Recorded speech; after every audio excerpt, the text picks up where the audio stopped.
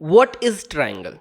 3 side के close figure को triangle कहते हैं। This is circle and we would try to know all about triangles under 4 minutes. सबसे पहले ट्राइंगल 3 तरह के होते हैं, इक्विलेटरल ट्राइंगल जिसके तीनों साइड्स इक्वल होते हैं, आइसोसेलेस ट्राइंगल जिसके 2 साइड्स इक्वल होते हैं, और स्केलीन ट्राइंगल जो कि एक अनइवन ट्राइंगल है जिसके सारे साइड्स अलग अलग होते हैं। इन तीनों ही तरह के ट्राइंगल्स में कुछ चीजें सिमिलर होती हैं, उनकी प्रॉपर्टीज। तो let's start properties of triangles. सबसे पहले sum of all the angles of triangles is 180 degree.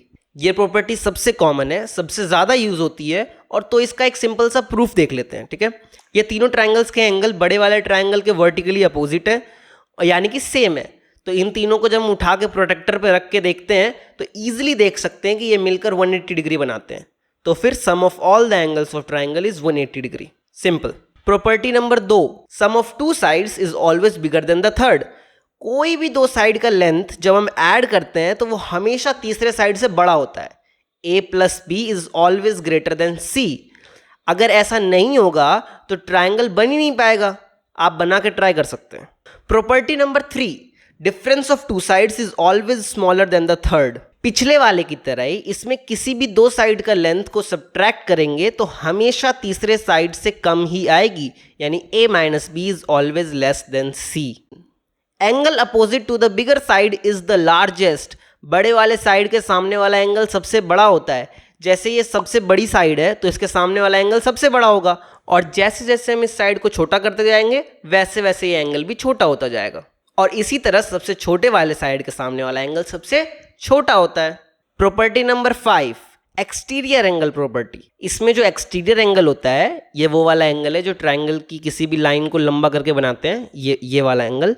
हाँ, ये जो एंगल होता है ये अंदर वाले सामने वाले दोनों एंगल्स के सम के बराबर होता है, यानी कि ये वाला एंगल अल्फा अंदर वाले एंगल ए और सी के सम के बराबर है। और ऐसा क्यों होता है, एक सिंपल सा प्रूफ देख लेते हैं।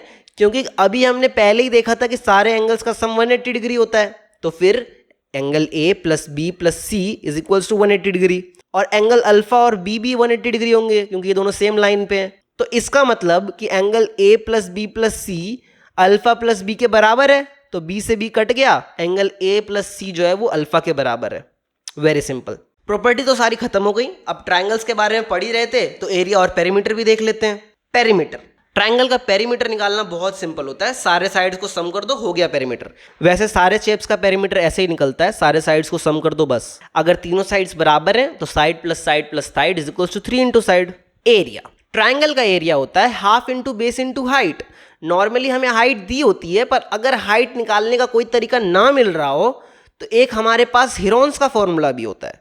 Area is equals to under root s into s minus a into s minus b into s minus c, जहां पे ये एस जो होता है वो इन तीनों साइड्स के सम का हाफ होता है, यानी S is equals to A plus B plus C by 2।